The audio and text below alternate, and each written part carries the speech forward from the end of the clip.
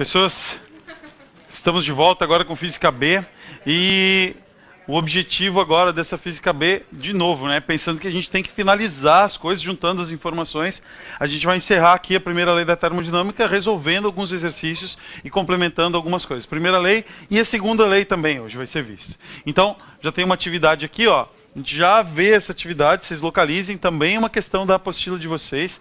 Deve estar na página, gente, né? Não sei, essa é a página que está ali. Então localizem, por favor, tá? Então, só relembrando aqui, ó, primeira lei da termodinâmica. É a unidade 6. Então, a primeira lei da termodinâmica, ela pode ser escrita desse jeito assim, ó. Eu tenho um sistema gasoso. Então, o que é um sistema gasoso? Eu tenho sempre a mesma quantidade de partículas e as mesmas partículas. Então, ele é blindado. Não entra nada, não sai nada. Eu só posso expandir ele, posso comprimir ele, contrair, né? E acontece isso, ó, eu forneço uma quantidade de calor. Esse sistema pode usar o calor para variar o seu volume ou então para variar a sua temperatura. Associado à variação de volume, a gente tem um trabalho termodinâmico. Associado à variação de temperatura, tem uma variação de energia interna. E uma expressão, uma forma de escrever a expressão, é isso aqui, ó. Calor é igual a trabalho mais ΔU. Significa que todo calor que você fornece para um sistema, ele vai usar ou para variar o seu volume, para realizar trabalho, ou para aumentar a sua energia interna, esquentar ou esfriar, ou para as duas coisas. Ele pode dividir para uma forma ou para outra, né? Então, é importante saber isso aqui, ó. É uma lei de conservação de energia.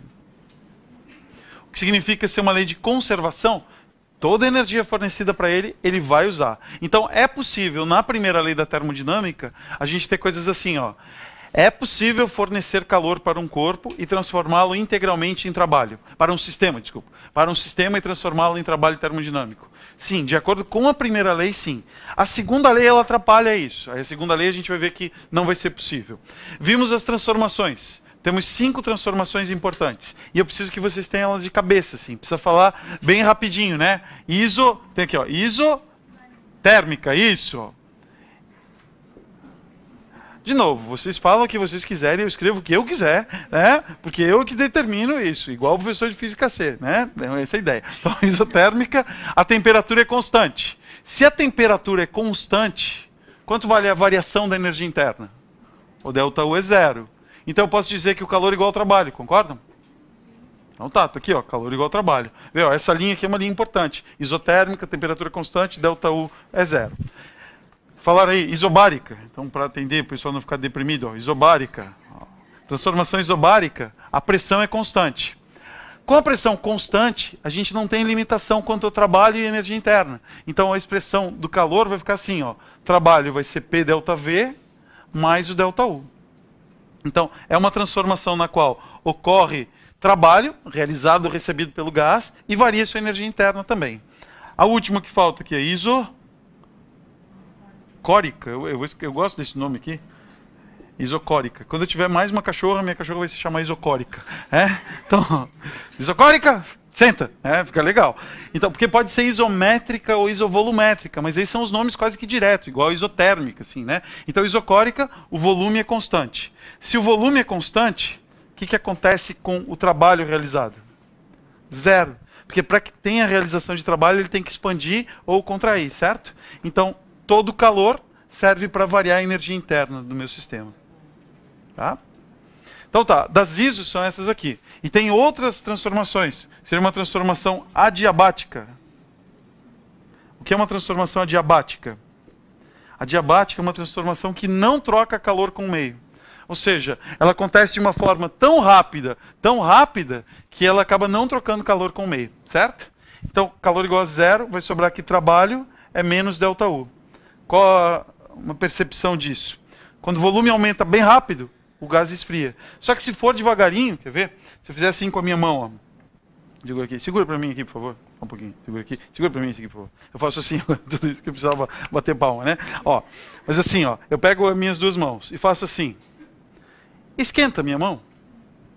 Não esquenta, né? Por que não esquenta? Porque eu estou passando muito devagar, né? Então eu estou realizando um trabalho sobre a minha mão, só que está dando tempo disso aqui trocar calor. Então não esquentou. Agora se eu fizer isso aqui bem rápido, esquenta a mão? Agora esquenta. Por que esquenta? Eu estou realizando um trabalho e esse trabalho está servindo para aumentar a energia interna. Então o trabalho é negativo, a variação da energia interna vai ser positiva. Por isso que ele esquenta. Aqui nesse caso tem a ver com atrito. Então é um processo adiabático quando eu faço assim. Porque está esquentando a minha mão não porque eu forneci calor, mas sim porque eu forneci trabalho para ele. Qual vai ser o trabalho? A força de atrito vezes o deslocamento, que é o tamanho da mão. Justamente isso, certo? Agora vocês podem me devolver. Obrigado. Muito obrigado. Então tá. E tem uma transformação cíclica ainda. Ó. O que é uma transformação cíclica? Eu começo com uma determinada pressão, temperatura, volume. O gás aumenta o volume, diminui o volume, se relaciona de qualquer jeito, mas a temperatura final é igual à temperatura inicial. Ou seja, o ΔU vale quanto? Zero, né? Se a temperatura final é igual à inicial, não varia a energia interna. Aí eu posso dizer que o calor é igual ao trabalho de novo? Olha lá, ó. Calor igual ao trabalho quando ΔU era zero. Calor igual ao trabalho, ΔU é igual a zero. Certo? Quer ver onde está uma pegadinha em prova? A transformação isotérmica equivale à transformação cíclica. Porque em ambas, o calor é igual ao trabalho. Mas não é a mesma coisa, né? É. Senão seria o mesmo nome, já é isso, né? E ainda, ó, na transformação cíclica, o gás muda de temperatura, muda tudo ao longo do processo. Mas ele volta para o mesmo lugar, aí você tem isso aqui valendo. Na transformação isotérmica, a qualquer momento isso está valendo. Então, a qualquer... Passou, eu expandi ele de... Dobrou o volume, triplicou o volume, quadruplicou o volume, continua valendo essa relação. Todo o calor está sendo usado para o trabalho, tá? Então, vamos responder umas questõezinhas agora envolvendo isso. Quer ver? Vamos ver. Ó. Sem variar sua massa, um gás ideal sofre uma transformação a volume constante. É correto afirmar que... Então, ó, o que tem que vir na cabeça de vocês? Posso apagar essa parte aqui? Tinha o povo anotando, eu vou apagar aqui, né? Quer ver? Ó? As conclusões que eu gostaria que vocês começassem a tirar. Não para responder só essa questão. O objetivo é responder qualquer questão, né? Então, você pensa assim, ó. Questão 1. O volume é uma constante. O que mais que eu posso tirar de informações? Pensando que se fosse uma questão de somatório. Ó.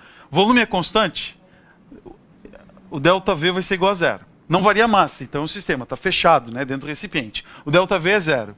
Se o ΔV é zero, qual o trabalho realizado por ele? Zero. Ele não realiza trabalho. Então, não varia o volume, não realiza trabalho. Se por acaso o volume, a temperatura aumentar, o que vai acontecer com a pressão?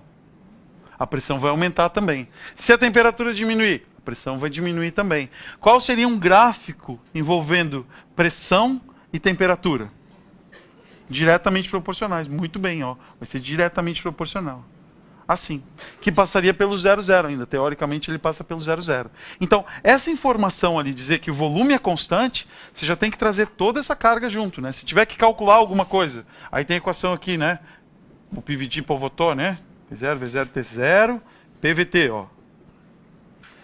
Agora, o volume é o mesmo, cancelo isso, sobrou pressão, pressão, temperatura, temperatura. Então pronto, eu calculo desse jeito. Vamos ver qual das alternativas é correta, ó. Transformação isotérmica. Não, ela é o quê? Isométrica, isocórica, isovolumétrica, né? Letra B. Transformação isobárica, não. O gás não realiza trabalho. Tá, verdadeiro. Pronto, parou aqui, né? Só vou conferir as outras, quer ver? Ó? Sua pressão diminuirá se a temperatura do gás aumentar. Não, ao contrário, se eu aumentar a pressão, aumentou a temperatura. A variação de temperatura do gás será a mesma em qualquer escala termométrica. Aí, agora, a variação de temperatura vai ser a mesma em qualquer escala? Não, a variação de temperatura é a mesma se for a variação em graus Celsius corresponde à variação em Kelvin. Mas em Fahrenheit é outra variação. A temperatura não é a mesma. E a variação, se for a variação de temperatura, está certo. Agora, cuidar assim, ó, se eu dobro a temperatura em Celsius, não é a mesma coisa que dobrar a temperatura em Kelvin. Agora, se eu aumento a temperatura em 100 graus Celsius, é o mesmo que aumentar em 100 Kelvin. Tá? Beleza? Então a alternativa correta é a letra C, né? Então tá. Próximo aqui, ó. Também é da apostila de vocês, questão 3.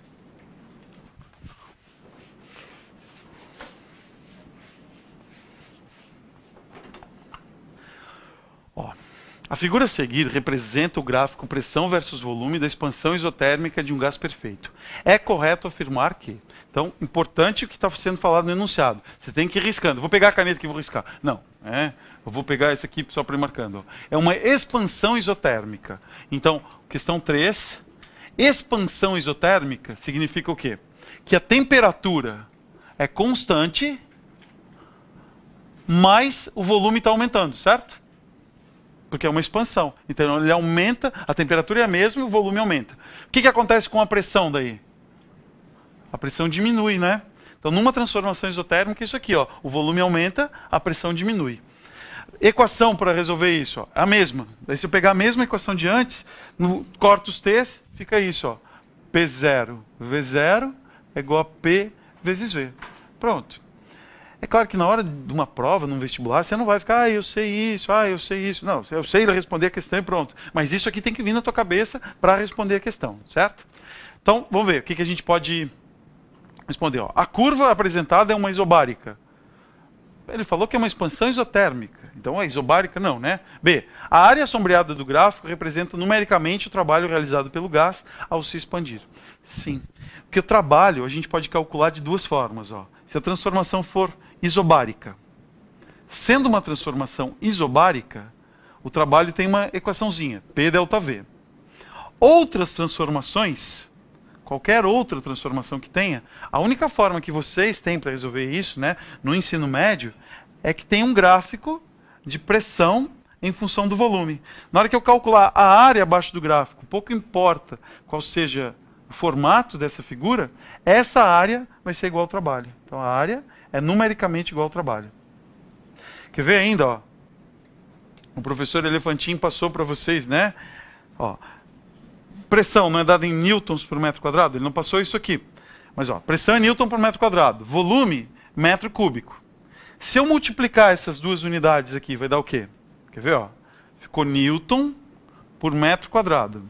Vezes metro cúbico.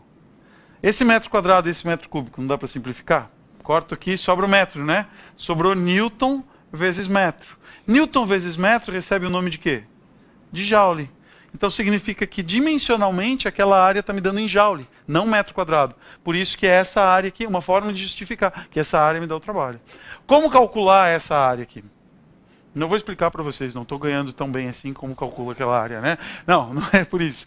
Não tem como fazer no ensino médio isso aqui. A gente não vê curvas desse jeito. Também não é tão absurdo assim. Quem for fazer alguma engenharia, algum curso que tenha cálculo 1, já no cálculo 1 aprende isso. Então, se tudo correr bem, daqui 6 meses vocês já sabem calcular isso, certo? E tem o pessoal que não vai fazer isso, né? Que não quer saber disso. A pessoa que quer fazer os cursinhos valita, assim, né? Aqui não tem física, é isso, né? Então tá já. Façam física, faça física, você que está em casa, né? Tá? Você vai ser uma pessoa feliz. Não, não. Não tá. Então já parava aqui. Vamos ver por que as outras estão erradas, né? Já que vamos aproveitar o exercício. Ó. Então, letra B, a área tá, a B é correta já, né? C. Agora assim, ó, por que a C está errada e a B está certa? Se elas parecem muito a mesma questão, assim, né? Isso, ó. Diz aqui que o trabalho foi realizado pelo gás. Quando que o trabalho é realizado pelo gás? Quando o volume aumenta, é uma expansão. Nessa aqui está dizendo, a área sombreada é numericamente igual ao trabalho realizado sobre o gás. Se fosse uma compressão, aí estaria certa a letra C. Então, cuidar com isso, né? Eu até passei lotado quando eu li aqui, pronto. Mas isso aqui era importante, saber que o trabalho foi realizado numa expansão. Quando for uma compressão, daí ele vai sofrer o trabalho. D. A curva do gráfico é uma isocórica. Não, né? Essa curva ela recebe um nome. Na verdade, o nome da curva é isoterma. É uma hipérbole, lá em matemática tem esse outro nome, mas para a gente aqui ela recebe o nome de isoterma, certo? Passamos mais um então. Aqui, ó. Repetitivo, né? Mas olha, é sempre igual. A transformação isotérmica ela é uma das mais pedidas, porque a partir dela você consegue realizar trabalho, né? Bastante. Então ela é uma transformação importante. Quando um gás ideal sofre uma expansão isotérmica, o que acontece com ele? A temperatura não varia. Então, se a temperatura não varia, não tem variação de energia interna. Vamos listar isso. Vamos fazer isso aqui. Quer ver? Questão 9.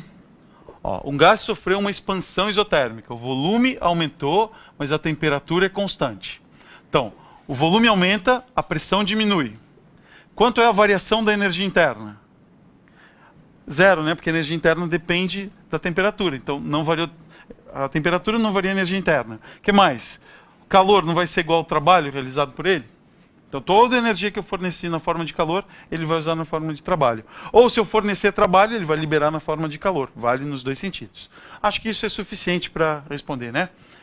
Letra A. A energia recebida pelo gás na forma de calor é igual ao trabalho realizado pelo gás na expansão. Matou. Letra A já é a correta. Certo? Boazinha a questão, né? Simpática, assim, né? Então, beleza. Física é a prova mais fácil de todos os vestibulares. Difícil é lembrar das coisas na hora da prova, né? Mas não tem que saber um monte de coisa para responder a questão. Se você sabe termodinâmica, você acerta a questão de termodinâmica. O problema é que isso não é falado no cotidiano, não é tratado assim, né? Os professores de física traumatizam as pessoas ao longo da vida, assim, né? Pega o professor lá, faz conta. Não era isso que era para você fazer, né? Então tá, ó. Todas as outras daí tá errado, vou adiantar um pouquinho para ver mais uma, que tem uma continha para a gente fazer, ó. Questão 10, também da apostila de vocês.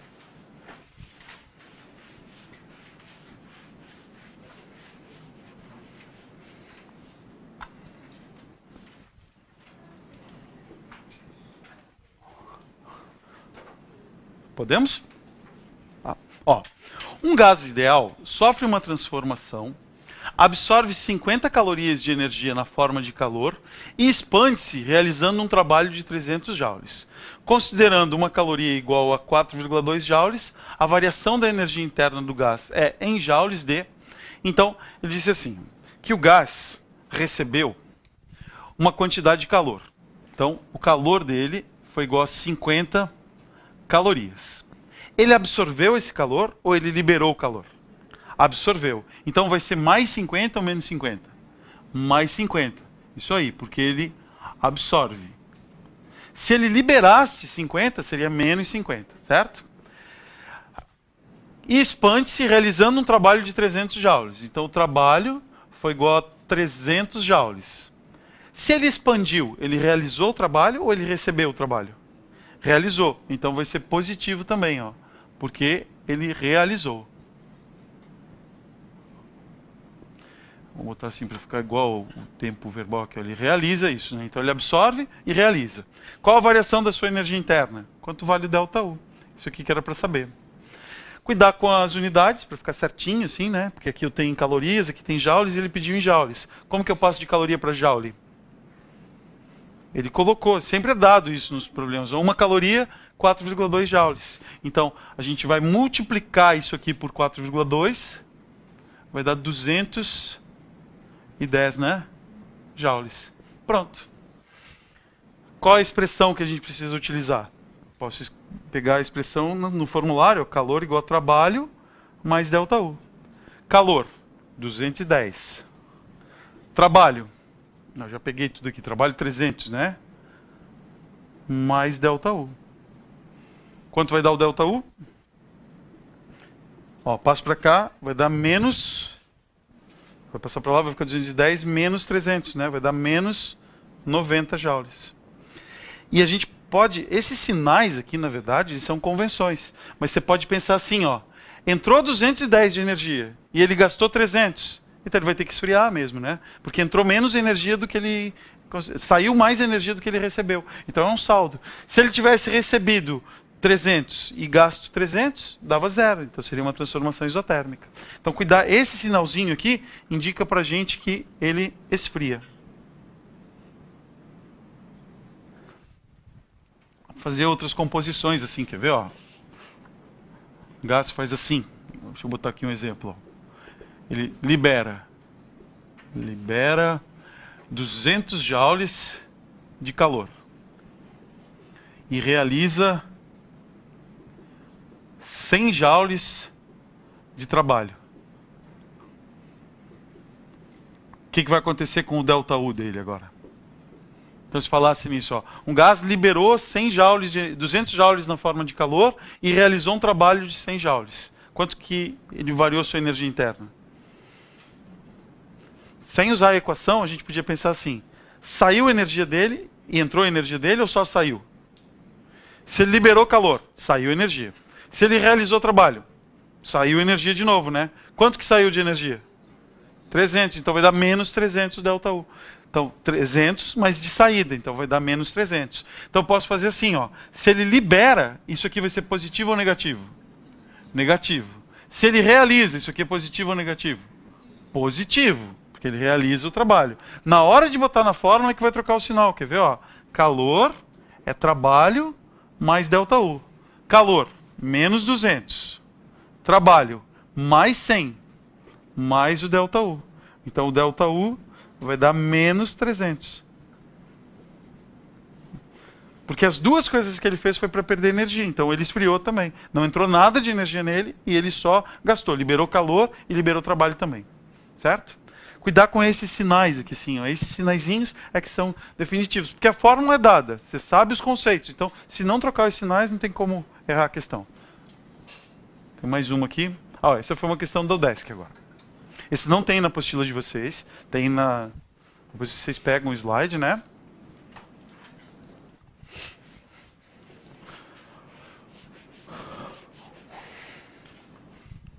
Que é desse vestibular regional que eu estava falando, né? Ó, analise as afirmações acerca de transformações termodinâmicas sofridas por um gás ideal.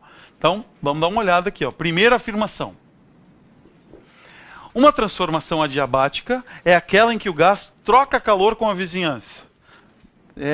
A adiabática não troca calor. Então, falsa. Porque transformação adiabática, o calor é igual a zero. Então, falso por isso, né? 2. Em uma expansão isotérmica, o trabalho realizado pelo gás é igual ao calor que ele absorve. É isso? Sim. Vamos ver, né? A transformação isotérmica. Verdadeiro. Vamos justificar. Expansão. O volume aumenta, a pressão diminui e a temperatura fica constante. O que me interessa agora é saber isso. Se a temperatura é constante, o ΔU é quanto? É zero. Não varia energia interna. Calor não é o trabalho mais ΔU? Isso. Então, o calor é numericamente igual ao trabalho trocado por ele. Se for na expansão, ele realizou trabalho. Se for numa compressão, ele recebeu o trabalho e ele libera calor. Então, verdadeiro. Item 3. Ó, em uma transformação isobárica, o volume varia. Se ela é isobárica, o que não varia? Isobárica. Pressão não varia. Se a pressão não varia, o volume pode variar a temperatura. Então, verdadeiro também. Então, a pressão é constante, o resto não interessa.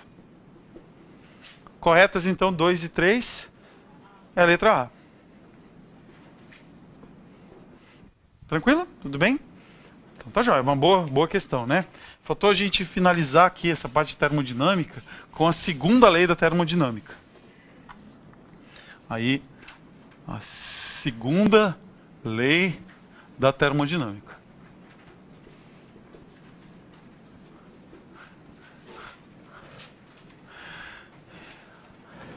E para quem está acompanhando a saga da termodinâmica, eu deixei aberto uma pergunta. O que isso tinha a ver com o ovo frito? Né? E o ovo, vocês não lembram disso, mas eu lembro, porque não foi aleatório, não foi chutado, né? Na verdade foi, mas agora eu vou ter que me virar para conseguir explicar o ovo frito, porque um aluno já me cobrou o que isso tem a ver com o ovo frito. Então, a ideia do ovo frito é assim, ó, tem aqui uma frigideira e tem um ovo aqui. Assim. Mas ele não está frito ainda, né? E agora eu vou começar a fornecer calor para ele. Então, eu tenho uma fonte aqui, que é chamada de fonte quente. Fonte quente. Que é a que libera calor. Então, ela vai liberar uma quantidade de calor Q1. A gente vai ter alguma coisa que receba esse calor, certo? O ovo não é onde eu quero que aconteça alguma coisa. O que eu quero que aconteça com o ovo? Que frite, né? Não é isso. Mas fritar o ovo é mudar a sua proteína, não deixa mais passar luz, ele era transparente, agora não é mais, né? Ah, eu quero ovo mole, eu quero 70% da gema mole. Existem 6 tipos de ovos fritos, dá para fazer ele de 6 tipos diferentes. É, muito mais. Tem o deformado e tem o bonito, né? Ah, então, na verdade, esse ovo aqui é como se fosse uma máquina térmica. Máquina térmica. Não é uma máquina térmica, porque ele não está realizando um trabalho, ele está sofrendo uma alteração. Mas o ovo é onde eu quero que aconteça alguma coisa. todo o calor fornecido pela fonte quente vai para o ovo? Quando você está lá fritando ovo? Não, vai para quem? A frigideira, a chapinha do fogão, o ambiente está ali, a mão da pessoa que respinga óleo, aquele óleo cheio de óleo, né? Não faz mais isso, né? Você está falando de óleo, nem usa mais óleo para fritar, né? Mas se usasse, né? A pessoa ia respingar. Então a gente tem todo o restante, tudo que não for nem o ovo e nem a chama do fogão, a gente chama de fonte fria. No micro-ondas você faz uma criatura de ovo, não é um ovo, não é um ovo frito, né? Mas é nojento, quebra um galho, mas é nojento. Né? Vai ter uma quantidade de calor Q2. Ou seja, eu forneço uma quantidade de calor Q1, a fonte fria fica com uma quantidade de calor Q2, e a diferença entre essas duas quantidades de calor é o que vai para fritar o ovo. Ou vai para a nossa máquina térmica. Agora, se eu trouxer isso aqui para a máquina térmica, um motor. Onde está a fonte quente no motor? Tem um motor de combustão, motor do carro. Você vai lá, vira a chave. Onde está a fonte quente daquele motor? O combustível queimando, a mistura de gasolina com oxigênio, aquilo lá vai queimar, vai liberar calor. Onde está o trabalho realizado no motor? Não é o pistão se movimentar? Pronto. Tudo que não for o combustível queimando ou o pistão se movimentando, vai ser fonte fria. Então, o bloco do motor, aquela região de ar passando ali, água refrigerando o motor, tudo isso é fonte fria. Então, a gente pode dizer assim, ó, que o trabalho realizado por essa máquina térmica, não é a diferença entre o calor que saiu daqui e o que chegou lá, ela vai ficar com uma parte dele. Então vai ser o Q1 menos o Q2. E agora, ó, a segunda lei da termodinâmica, a gente pode escrever ela numa frasezinha assim, ó. É impossível termos Q2 igual a zero. Veja que não é uma palavra fraca essa aqui, né? Impossível, não está dizendo assim, é bem difícil que isso aconteça. Não, não vai ser possível a gente ter o Q2 igual a zero. Por quê? Porque a gente sempre tem que ter... Só sai calor da fonte quente se tiver uma fonte fria para receber. Calor, por definição, não é uma transferência de energia térmica de um lugar para o outro. Então, só passa calor se tiver um lugar para receber. Se você pegar assim, ó... Agora, eu vou falar em rede nacional, mas também que se dane isso agora, né? Mas você pegar assim, governos que fazem muita obra. Qual é o objetivo, muitas vezes? É o bem da população, é isso, né? E assim, ó, se o dinheiro estiver parado em algum lugar, dá para você ir lá e sacar? Não, porque alguém te pega sacando, né? Se você desviar 100%, dá para fazer isso? Não, porque alguém te pega. Então o que você faz? Você aumenta o fluxo aumenta o fluxo, para poder desviar uma parte. Aí, o pior ladrão é o ladrão de centavos, né? O cara que abre a tua carteira, tem R$1.000, ele pega só 50 pila. Aí você olha, não, tá certo, né? Você não consegue ver o que foi pego nisso. Por quê? Porque você não pegou tudo. Se pegar tudo, você, opa, me roubaram, né? Então alguma coisa aconteceu. Então esse vai ser o desvio, ó. Sai uma quantidade de calor Q1 daqui, chega uma quantidade de calor Q2 aqui, a diferença entre essas duas quantidades é que vai ser o trabalho, certo? Essa é a ideia da termodinâmica. Eu tive um professor na engenharia que falava isso, ele explicava qualquer coisa com termodinâmica. Ele equacionava tudo, o mundo era termodinâmico para ele, né? Tá certo? E é certo isso, né? As trocas, né? O problema é isso, ó. Qual vai ser o rendimento de uma máquina térmica? Rendimento. Rendimento é representado por essa letrinha aqui, ó, um N. E é ver isso, ó. Quer ver? Se a quantidade de calor Q1 for igual a 1000 joules, a quantidade de calor Q2 for igual a 700 joules, então saiu 1000 daqui, chegou a 700 lá. Quanto foi realizado de trabalho? 300, isso aí. Então, aqui eu vou ter 300 joules. Esse 300 joules corresponde a quantos por cento do 1000? 30%, né? Então, o rendimento nada mais é do que fazer assim, ó. É fazer o trabalho realizado pelo Q1, que era a quantidade de calor total. Trabalho não era Q1 menos Q2? Então, o rendimento vai ser igual a Q1 menos Q2 dividido pelo Q1.